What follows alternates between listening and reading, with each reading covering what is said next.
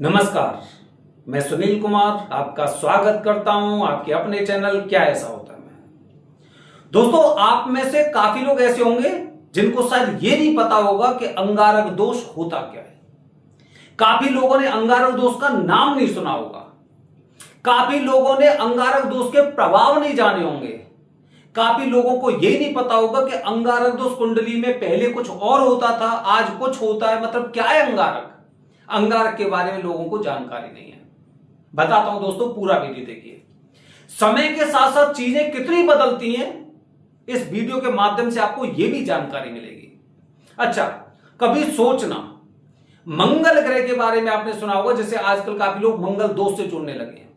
मंगल ग्रह का जब जन्म हुआ था, भगवान शिव जी के पसीने की बूंद से मंगल ग्रह का जन्म हुआ था, तो सबसे पहले उनका नाम क्या था? कहते ना, जब किसी बच्चे का जन्म होता है तो उसके नाम का उच्चारण उसके कान में बोला जाता है। तो सोचिए कि मंगल ग्रह का सबसे पुराना नाम, सबसे पुराना प्रचलित या प्रथम नाम कौन सा था? तो शायद आपको नहीं पता होगा। मंगल ग्रह का सबसे प्रचलित और सबसे पुराना नाम, प्रथम नाम अंगारक था।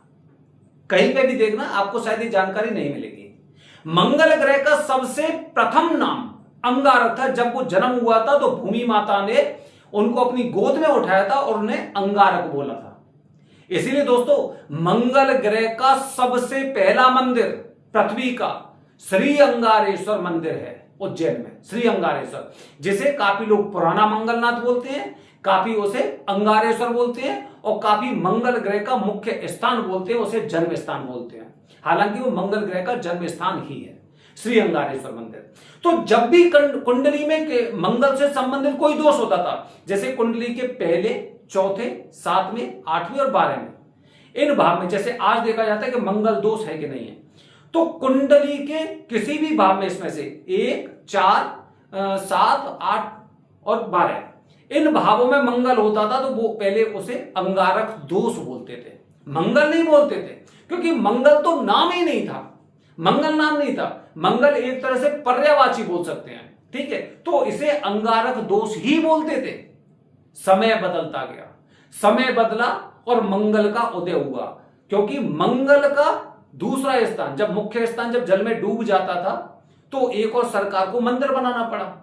अब श्री अंगारेश्वर मंदिर तो कर नहीं सकते उसे, इसीलिए मंगल का उदय हो गया और मंगलनाथ मंदिर उस स्थान का नाम रख दिया। तब से मंगल दोष, अंगारक दोष नहीं, मंगल दोष। मतलब ये देखिए, समय के अनुसार चीजें कैसे बदली हैं।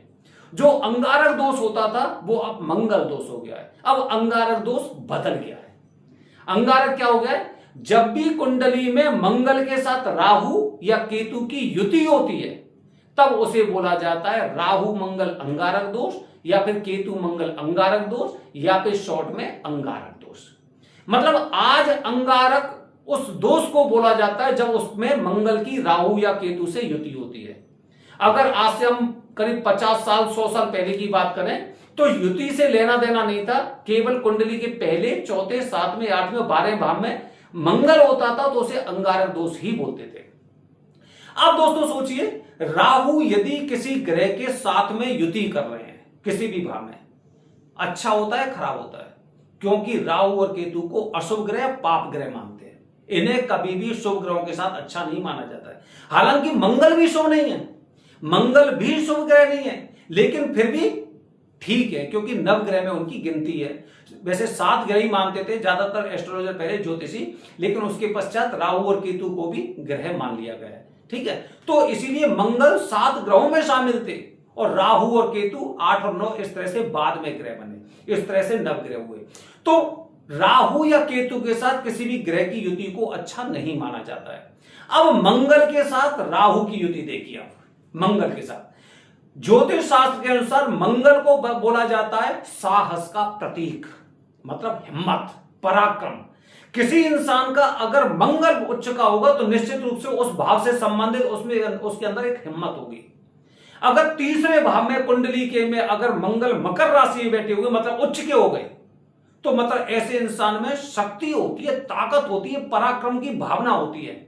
इसे भीड़ से डर नहीं लगता है, झुंड से डर नहीं लगता है। इसे लगता है कि मेरे अंदर इतनी शक्ति है कि मैं इनका मुकाबला कर सकता हूं हर क्षेत्र में। अब सोचिए, ये तो मंगल हो गए, अब आ जाते हैं राहु पर। राहु कौन है? पाप ग्रह। ऐसे पाप ग्रह जिन्हें ना, जिनका कोई कहते हैं ना, जिनका कोई रंग नहीं है, ये जिसके साथ होते हैं उसी में मिल जाते हैं, जिसके साथ होते हैं, जैसे पानी होता है ना, इसी तरह से इनका भी ऐसा रंगहीन है ये। और ज्योतिष शास्त्र में इन्हें छलिया भी बताया गया है, छलिया, ठीक है। अब ये क्या होता है कि जो राहु की जो प्रवृत्ति है वो ऐसी है कि जैसे कि अगर मंगल के साथ हो गए, तो सोचिए, पहले राहु के बारे में देखते हैं। राहु एक ऐसे ग्रह जिन्हें दुस्साहस का प्रतीक माना जाता है। दुस्साहस, साहस और दुस्साहस में जिस इंसान को अंतर पता चल जाएगा वो अंगारक दोष की अच्छी से वर्णन कर सकता है। साहस, चलिए आपको उदाहरण देता हूं। बड़े बड़े मंत्री प्रेस कॉन्फ्रेंस करते हैं, आपने देखा होगा, तो उसमें मतलब कुछ ही चंद लोग ऐसे होते हैं जो उनसे सवाल पूछने की हिम्मत रखते हैं, बाकी सब तो सुनने के लिए आते हैं, हिम्मत नहीं कर पाते। तो उसे बोलते हैं साहस के कम से कम चलिए मैंने इनसे कुछ पूछने की कोशिश की। दुस्साहस क्या होता है? इतनी भीड़ होती है, लेकिन आपने देखा होगा काफी लोग ऐसे होते हैं कि उस भीड़ में से कोई जूता फेंक के मारेगा, कोई चप्पल फेंक के मारेगा, उसे चिंता नहीं अपनी, जैसे बोलते हैं दुस्साहस। उसे ये नहीं पता कि ये इंसान मेरा क्या कर सकता है, वो ये नहीं जानता कि इसको, इस कर्म को करने के पश्चात मेरा जीवन बर्बाद हो जाएगा, मेरा परिवार बर्बाद हो जाएगा। उसे इन सब चीजों से कोई चिंता नहीं है, बिल्कुल वो बेफिक्र है एकदम। इसे बोलते हैं दुस्साहस। मतलब जब उसके मतलब ना आपके सोचने समझने की शक्ति खत्म हो जाए, सोचने समझने की कि मुझे इसके बाद क्या होगा, देखा जाएगा, होगा जो देख लेंगे, वो दुस्साहस हो गया। जब दुस्साहस का रंग अगर साहस पर चढ़ जाए तो जीवन में अंगार जानते हैं, जलता हुआ कोयला, ऐसा जीवन कर देता है। बहुत आसान नहीं है उन इंसानों को देना जिनकी कुंडली में अंगारक दोष हो।